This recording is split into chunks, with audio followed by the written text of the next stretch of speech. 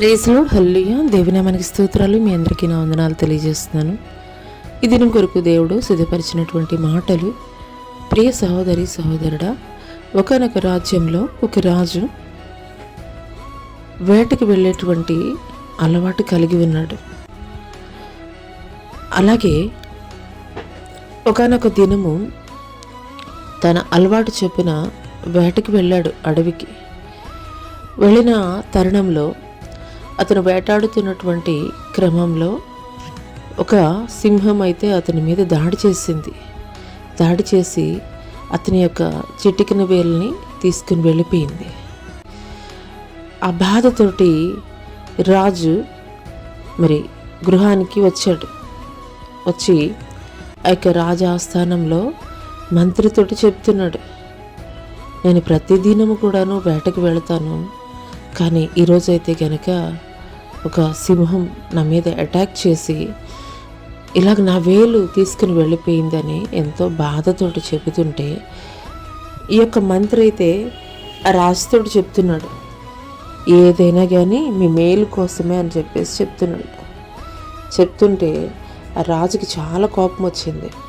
నేను ఇంత బాధలో ఉండి నా వేలు కోల్పోయి నేను బాధపడుతుంటే ఈ మంత్రి ఏది జరిగినా కానీ మీ మేలు కోసమే అని అంటున్నాడని ఆ మంత్రిని తీసుకుని వెళ్ళి కారాగారంలో వేశాడు.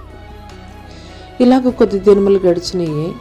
యథావిధిగానే ఈ రాజు మరలా వేట కొరకు అడవికి వెళ్ళాడు. అడవికి వెళ్ళినటువంటి క్రమంలో అక్కడ ఉన్నటువంటి అటవీ జాతి వారు ఈ యొక్క రాజునైతే కనుక బంధించారు. చాలా యవనస్తుడిగా ఉన్నాడు, మన దేవతకి బలి అర్పిస్తే చాలా బాగుంటుందని తీసుకుని వెళ్ళారు. తీసుకుని వెళ్ళినటువంటి క్రమంలో ఈ రాజులో చాలా భయం నెలకొల్పబడింది. అటువంటి క్రమంలో వారికి ఒక ఆచారం ఉంది. ఏంటంటే బలి అర్పించేటువంటి వ్యక్తి ఏ విధమైనటువంటి లోపాలైతే కనుక కలిగి ఉండకూడదు. అయితే ఈ రాజుని అదే రీతిగా పరిశీలిస్తున్నటువంటి క్రమంలో ఇతను ఎడమ చేతికి ఉన్నటువంటి చిటికిన వ్రేయలైతే కనుక లేదు. అటువంటి సమయంలో వారు అనుకున్నారు, ఇలాగూ లోపం ఉన్నటువంటి వ్యక్తిని బలి అర్పిస్తే మనం కొలుస్తున్నటువంటి ఆ యొక్క విగ్రహము ఎదుట మనం తప్పు చేసినటువంటి వారం అవుతామని ఆ రాజునైతే కనుక విడిచిపెట్టడం జరిగింది.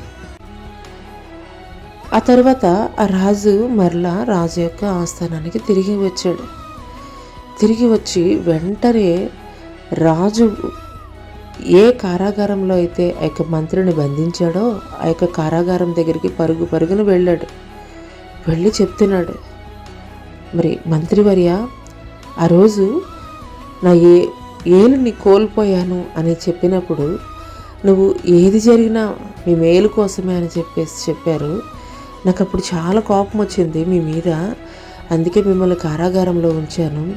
కానీ మీ మాటకి అర్థం ఏంటనేది ఈరోజు నాకు అర్థమైంది అని అన్నాడు. ఏం జరిగింది రాజా అంటే రాజు జరిగిన విషయం చెప్పాడు. ఆ రోజు ఆ వేలు నేను కోల్పోయి ఉండకపోతే కనుక ఈరోజు కంప్లీట్గా నేను బలిగా మారిపోయి ఉండేవాడిని. ఆ రోజు ఆ విధంగా జరగడం మంచిదే నువ్వు చెప్పినట్లు అని ఆనందంతో ఆ యొక్క మంత్రిని కారాగారంలో నుండి విడుదల చేసి అతన్నైతే కనుక హత్తుకోవడం జరిగింది. హల్లెలూయా. ఈ కథ ద్వారా దేవుడు మనకి నేర్పిస్తున్నటువంటి పాఠం ఏంటంటే, అనేక సార్లు మన జీవితాల్లో కూడాను మనం అనుకుంటున్నటువంటి దానికి భిన్నంగా జరుగుతూ ఉంటుంది.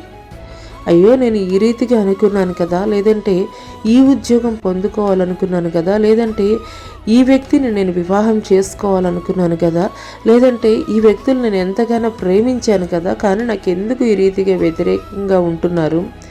ఇలాగూ అనేకమైనటువంటి మనకి ఎదురవుతున్నటువంటి ప్రతికూల పరిస్థితులను బట్టి అయ్యో ఎందుకు ఇలా జరిగిందని చెప్పేసి మనం విచారించేటువంటి వారముగా ఉంటాము. కానీ పరిశుద్ధ లేఖనం తెలియజేస్తుంది, సమస్తము కూడా మేలు కొరకే సమకూడి జరుగుచున్నవని గుర్తెరుగు అని లేఖనం తెలియజేస్తుంది.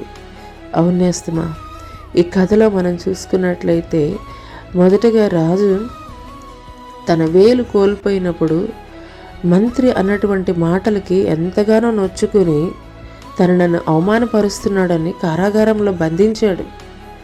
కానీ ఆ తర్వాత ఆ రాజుకి తెలిసింది తను ప్రాణాలనే కోల్పోయేవాడు ఆ యొక్క వేలుని గనక కోల్పోకపోయి ఉండుంటే అనేటువంటి విషయాన్ని అయితే గనక గ్రహించుకున్నాడు.